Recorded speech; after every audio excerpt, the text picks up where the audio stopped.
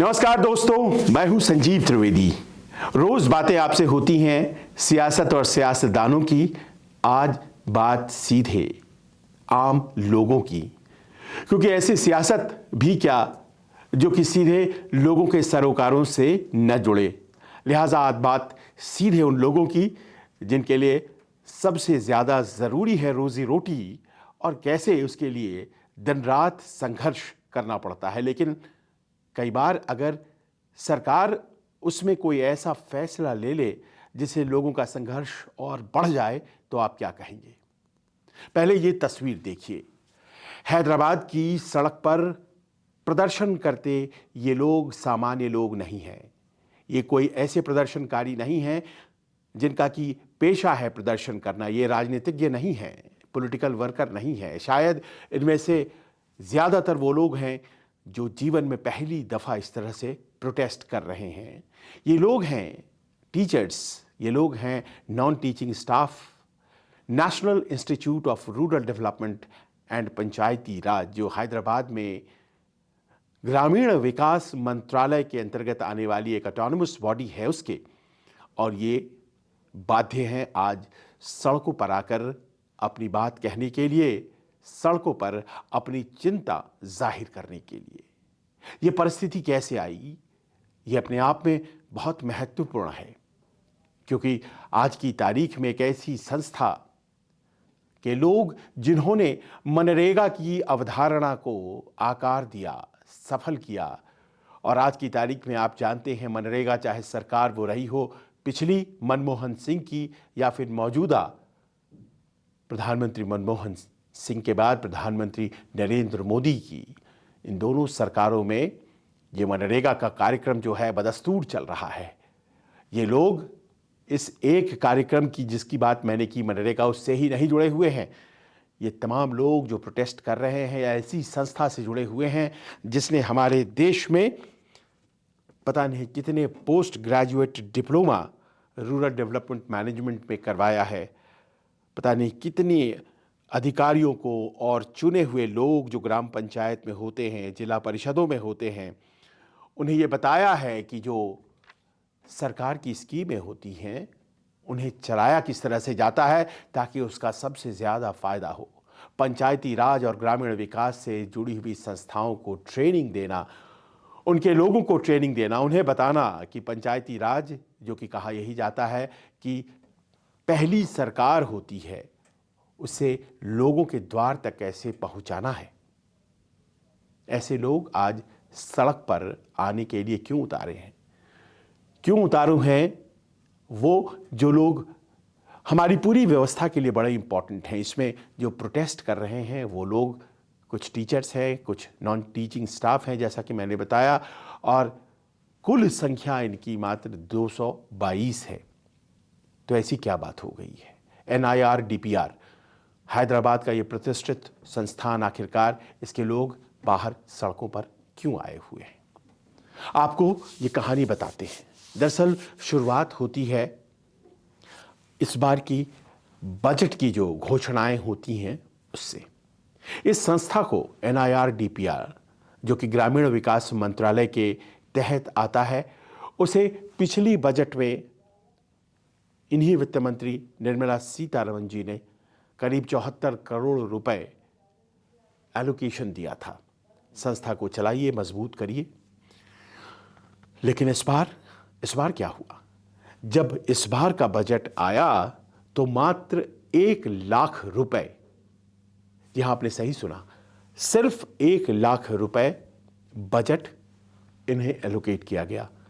कहां 74 करोड़ पिछले साल, जो कि सालों से चलता चला आ रहा था, मात्र 1 लाख रुपए। वजह क्या हो सकती है सिवाय इसके कि सरकार चाहती है कि दरअसल ये संस्था बंद हो जाए। ग्रामीण विकास मंत्रालय के अंतर्गत आने वाली इस संस्था के बारे में बहुत सी तारीफें पहले हुआ करती थी, और तारीफ करने वालों में कोई सामान्य लोग नहीं थे, क्योंकि काम ये एक ऐसे सेक्टर के लिए कर रहा था और दशकों से कर रहा था। 50 के दशक में ही इसकी स्थापना हुई थी। तब से लेकर अब तक ये संस्था ग्रामीण भारत को बेहतर कैसे किया जाए उस प्रयास में थिंक टैंक के तौर पर काम कर रहा था। जाहिर है कि इसकी तारीफ करने वाले सामान्य लोग तो हैं ही, बड़े बड़े लोग भी थे। पिछले दिनों इसी संस्था में एक कार्यक्रम में पहुंचे थे ग्रामीण विकास मंत्री शिवराज सिंह चौहान, और उन्होंने कहा था, मेरे रहते ये संस्था कभी बंद नहीं हो सकती है, मेरे रहते इस संस्था का बाल बांका नहीं होगा, ये बहुत बढ़िया काम कर रही है।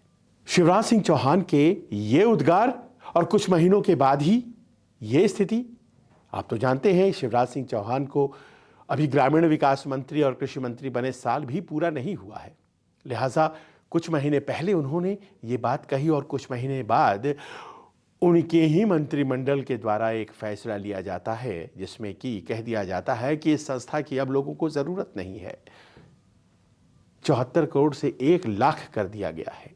लोग सड़कों पर आने को मजबूर हैं क्योंकि उनका ये कहना है, वहाँ के जो कर्मचारी हैं उनका ये कहना है कि अंततोगत्वा तो हमें सड़क पर ही आना पड़ेगा। पर बड़ी बात ये नहीं है कि उन 222 लोग और उनके परिवारों का क्या होगा। ईश्वर ने भेजा है, जाहिर है उनका इंतज़ाम वैसे ही होगा। लेकिन बड़ी बात यह है कि राष्ट्र निर्माण में जो संस्थाएं अपने तरीके से कंट्रीब्यूट कर रही हैं, अचानक से एक नीति आयोग की समिति बनती है और नीति आयोग की वो समिति तय कर देती है कि हमने आज़ादी से लेकर अब तक पता नहीं कितने ऑटोनमस बॉडीज़ को फंड किया है, इनसे कोई फ़ायदा नहीं होता है। ये बॉडीज़ अगर चलनी हैं तो ये सेल्फ फाइनेंस करें और उसके बाद चलें, वरना इन्हें पैसे देकर के कोई फ़ायदा नहीं है। कैसी बातें हैं ये। ग्रामीण विकास और पंचायती राज से जुड़े हुए इस देश को इस तरह से किसी अधिकारी की बातें सुननी पड़ेंगी तो ये कमाल की बात है। लेकिन ऐसा हुआ और ये फाइल बढ़ने लगी। बढ़ती बढ़ती 2017 की जो रिपोर्ट थी उसने 2025-26 के बजट में अपना कमाल दिखा दिया। वत्तल कमेटी पर बात यही नहीं है। बात यह है कि दरअसल ये दुर्गति जो है वो सिर्फ एक अधिकारी या फिर एक ब्यूरोक्रेसी और उसकी व्यवस्था के तहत किए जाने वाले ये रिसर्च और ऑडिट उसकी वजह से नहीं है, उससे पहले भी कुछ हो गया था। इस संस्था को सीधे केंद्र सरकार मंत्रालय अपने तरीके से देखती थी। बीच में आ गई यूजीसी और जब से यूजीसी आई तब से ये हो गया कि भाई अब तो ये ऐसी व्यवस्था बन गई है जिसमें कि अधिकारियों की दखल बढ़ेगी। यहाँ पर रिसर्च हुआ करता है, रिसर्च जो कि ग्रामीण विकास और पंचायती राज संस्थाओं को बेहतर करने के तरीकों पर होता है। इसमें एक्सपर्ट्स अपनी भूमिका अदा करते हैं, लेकिन ये एक्सपर्ट्स सीधे तौर पर अफसरों के निगरानी में आ गए। अफसर जैसा कहेंगे वैसा रिसर्च होगा। तो आप ये सोचिए कि रिसर्च की आखिर जो क्वालिटी है वो क्या रह जाएगी। बाद में अगर मान लीजिए कोई अफसर ट्रांसफ़र हो गया, रिसर्च आधी रह गई, दूसरे अफसर आते थे कहते थे कि साहब ये रिसर्च तो बहुत बढ़िया नहीं है, आप इसको यूँ ना करके यूँ करिए। तो अफसर अगर रिसर्च तय करने लगे तो उस संस्था की क्वालिटी गिरेगी और यही बात नीति आयोग को बुरी लगी। तो आपने पीछे देखा नहीं, आगे देखा नहीं, आपने तय कर लिया कि यहाँ तो कोई काम ही नहीं हो रहा है, इसीलिए बंद कर दिया जाना चाहिए। एक अफसर ने संस्था की क्वालिटी को ख़राब किया, दूसरे अफसर ने आकर के कहा क्वालिटी ख़राब है और इसे बंद कर दी जानी चाहिए। हालात ये है आज की तारीख में कि ग्रामीण विकास मंत्री इस बात को जानते हैं कि उन्होंने जिस संस्थान को इतना बड़ा वादा दिया था आज वो कुछ नहीं कर पा रहे हैं।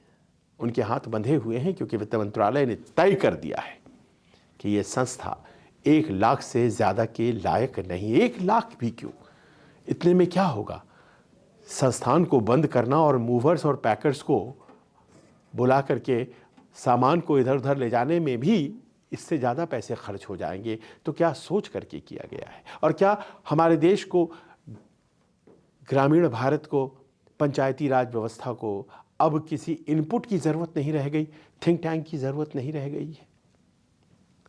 ये बात जब वहाँ के एम्प्लॉयज़ से जानने की कोशिश की गई कि आपकी क्या प्रतिक्रिया है, आप क्या कोशिश कर रहे हैं, तो एम्प्लॉय ऑर्गेनाइजेशन जो वहाँ पर हैं उसमें से एक सहयोगी ने बताया, वो वहाँ पर पढ़ाते हैं, प्रोफेसर हैं, उनसे पूछा, राजेश सिन्हा उनका नाम, तो उन्होंने बताया कि दरअसल उनकी कोशिश है कि सरकार से इल्तिजा करें, गुहार करें, उनसे रिक्वेस्ट करें कि एक बार अपने फैसले को वो दोबारा से देखें और कोशिश इस बात को समझने की करें कि ये कितना वाइटल है। हमारी अपनी स्थिति तो ठीक है, हम एम्प्लॉयज़ हैं और जाहिर है कि सब लोग अपना अपना कहीं कहीं काम देखेंगे, लेकिन इसमें राष्ट्र का नुकसान होगा। उन्होंने कहा कि ऐसा सोचने के लिए सरकार जैसे भी इस नतीजे पर पहुंची हो, लेकिन हमारी कोशिश ये है कि एक बार फिर से हम ताकीद करें। उन्होंने क्या कहा, ज़रा उनकी बात भी सुनिए।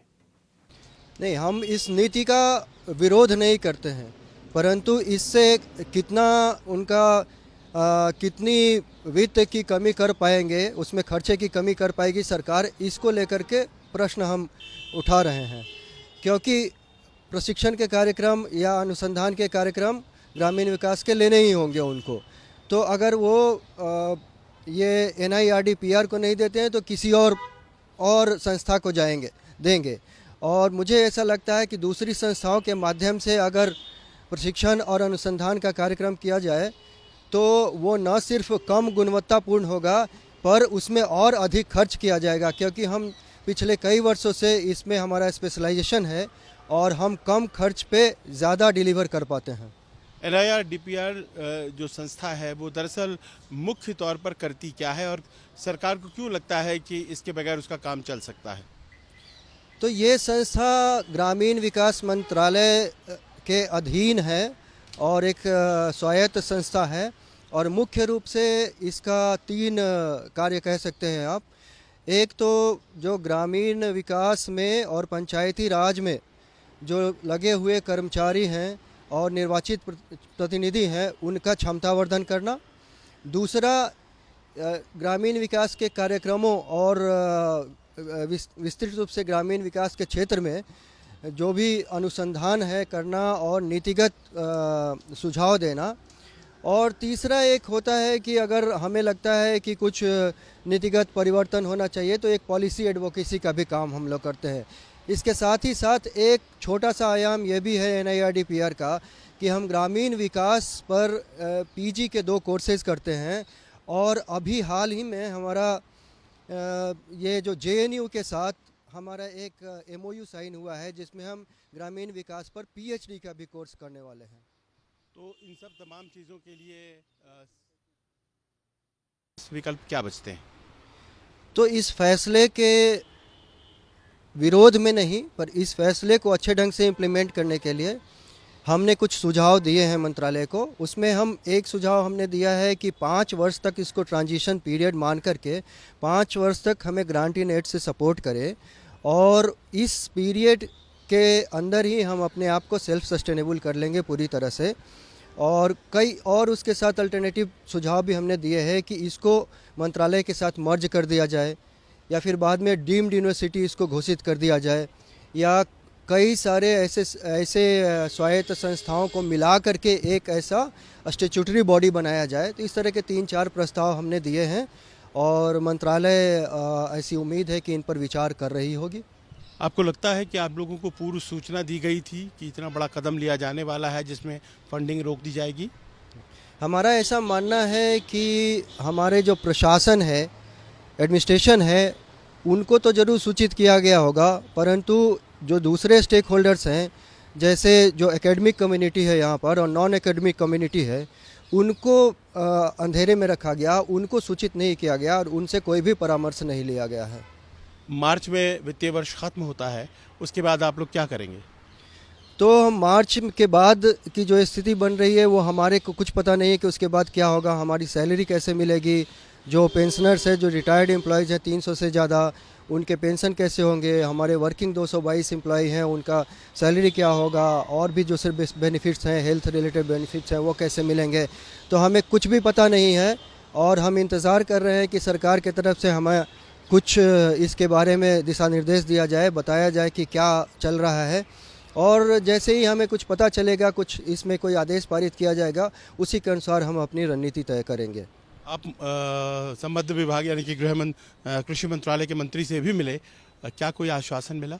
हाँ, तो सबसे पहले तो हम मंत्रालय के सचिव और अपर सचिव से भी मिले और स्थिति की जानकारी ली, और उसके बाद हम फिर माननीय मंत्री जी से भी मिले, और मंत्री जी ने आश्वासन तो हमें दिया है, परंतु उन्होंने ऐसा भी कहा है कि ये प्रधानमंत्री कार्यालय की तरफ से और वित्त मंत्रालय की तरफ से ये प्रयास है और ये इनिशिएटिव है, तो अपनी थोड़ी सी असमर्थता भी जाहिर की है।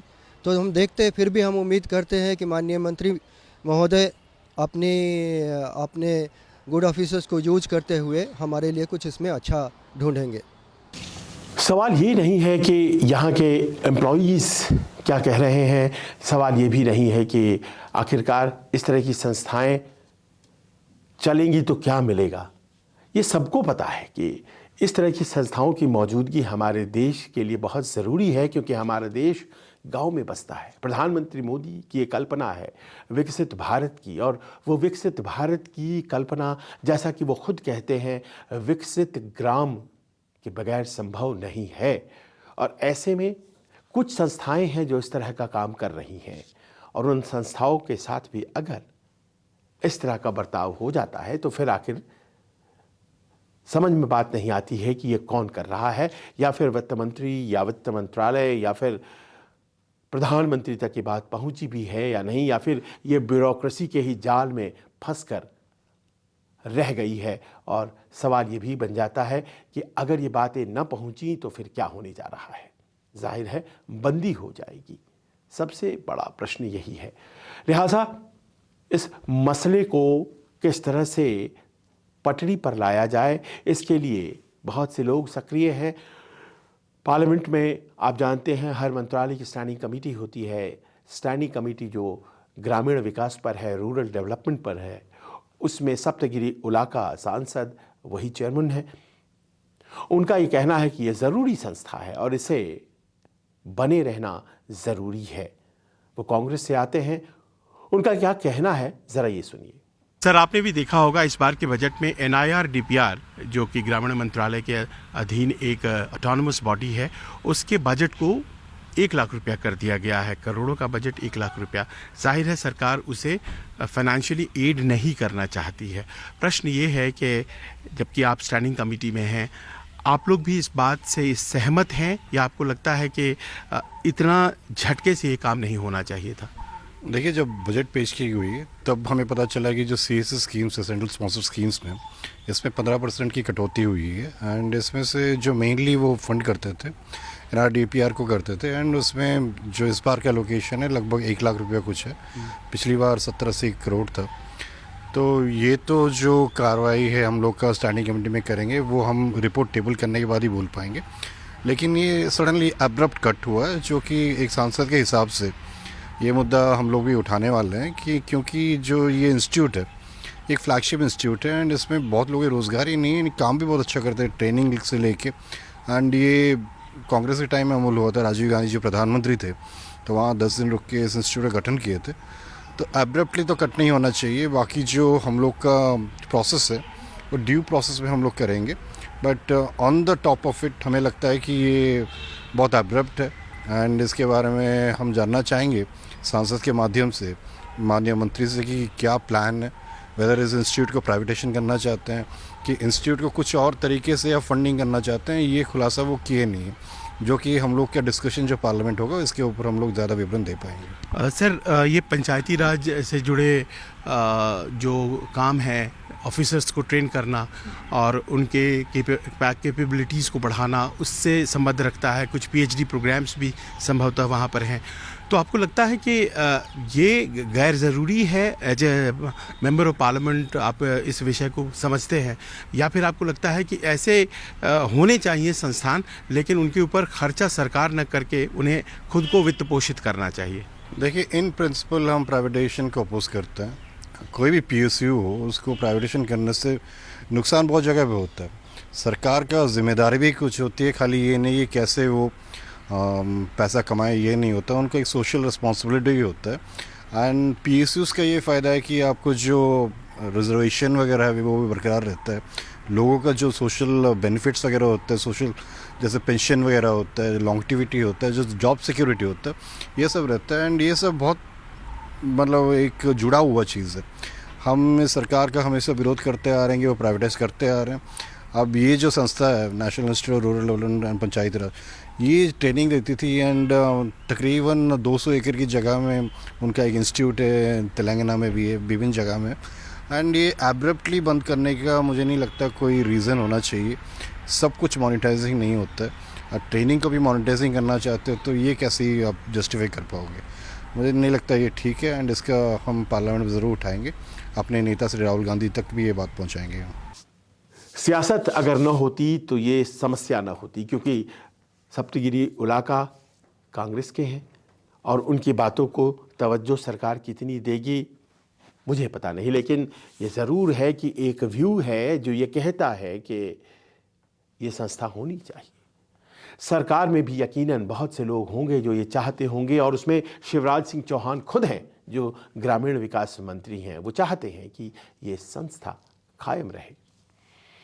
बावजूद इसके स्टैंडिंग कमेटी की बैठकों में इसके लिए हमेशा पॉजिटिव नॉइजेस हुई, बताया ये गया कि ये ज़रूरी चीज़ है, इसे होना ही चाहिए। संसद में भी सवाल उठ रहे हैं इसको लेकर के, कई राइटअप्स, मैगजीन में आर्टिकल्स, पत्रकारिता पर जो प्रश्न उठते हैं कि मूल समस्याओं को नहीं उठाया जाता है। देखिए, हम और आप इस बारे में बात कर रहे हैं। अब प्रश्न यही है कि क्या जो संसद का सत्र आने जा रहा है, बजट सत्र का दूसरा भाग, जिसमें बजट को पूरी तरह से पास किया जाएगा, बहुत से अमेंडमेंट्स लाए जाएंगे, बहुत से बदलाव होंगे, क्या उस वक्त इस सवाल को एक बार फिर से टेकअप किया जाएगा? क्या NIR DPR के लोगों को राहत दी जाएगी? क्या जो रिसर्च चल रहा है वहाँ पर उसे बनाए रखा जाए, जो ट्रेनिंग पर्पसेस चलती हैं वो चलती रहें? मेरे पास एक आंकड़ा है जो ये कहता है कि करीब 1900 प्रोग्राम अभी तक NIR DPR ये संस्था कर चुका है, और करीब 80,000 लोगों को ग्रामीण मंत्रालय और ग्रामीण विकास मंत्रालय और जो इंटरनेशनल प्रोग्राम्स हैं मिलाकर के 1992 इतने प्रोग्राम्स वो कर चुका है। ये संस्था ऐसी एक मुकाम पर आकर खड़ी हो गई है जहाँ पर उसकी बंदी संभावित है अगर उस पर ध्यान नहीं दिया जाता है। यहाँ होने वाले सेमिनार, यहाँ होने वाले विचारों के आदान प्रदान अंतर्राष्ट्रीय स्तर पर लोगों ने इसे सराहा है, और आज ये स्थिति। सवाल ये है कि क्या सरकार जाग जाएगी? सवाल ये है कि क्या वित्त मंत्री जी को ये बात पता चलेगी और उन्हें ये बात समझ में आएगी कि ऐसी संस्थाओं को बंद नहीं होना चाहिए। रोजी रोटी का मसला वो अपने आप में बहुत बड़ा मसला है, लेकिन क्या सरकार ग्रामीण भारत से जुड़ी हुई संस्थाओं को अगर बंद करेगी तो पैसे बचा पाएगी क्या? 70-75 करोड़ रुपए 50 लाख करोड़ के बजट वाले देश में क्या है? और अगर इस तरह की सेविंग्स की जा रही है तो उसके फायदे कितने हैं? क्या कोई और है जो दरअसल इस संस्था के स्वरूप को बदलना चाहता है? क्या कोई और है जो इस संस्था के जरिए कहीं कोई अपनी छोटे से हित को तो सही साध रहा है? क्या इसके बारे में वहाँ के एम्प्लॉयज़ से बात हुई थी? क्या इसे बंद कर दिया जाए, उस बारे में कोई फीडबैक लिया गया था? क्या कुछ लोग हैं जो दरअसल इसे बंद कराना चाहते हैं क्योंकि वो दरअसल अपने छोटे स्वार्थ को साधना चाहते हैं? क्योंकि इस तरह की कई संस्थाएं दूसरे डिपार्टमेंट्स में अभी भी चलती रहेंगी। ये तमाम ऐसी चीज़ें हैं जिस पर एक जांच की ज़रूरत है। और क्या सरकार अपने फैसले को दोबारा से एक बार फिर रिविजिट करेगी, जांच करेगी, वहाँ के एम्प्लॉयज़ से बात करेगी और उसके बाद किसी अंतिम निर्णय पर पहुंचेगी? इंतजार रहेगा। नमस्कार, मैं हूं मानक गुप्ता। अगर आपको हमारा ये वीडियो पसंद आया हो तो इसे लाइक और शेयर जरूर करें, और हां, हमें सब्सक्राइब और फॉलो करना ना भूलें। ताकि आप देश और दुनिया की कोई खबर मिस ना करें। तो जुड़े रहिए हमारे साथ और देखते रहिए न्यूज़ 24।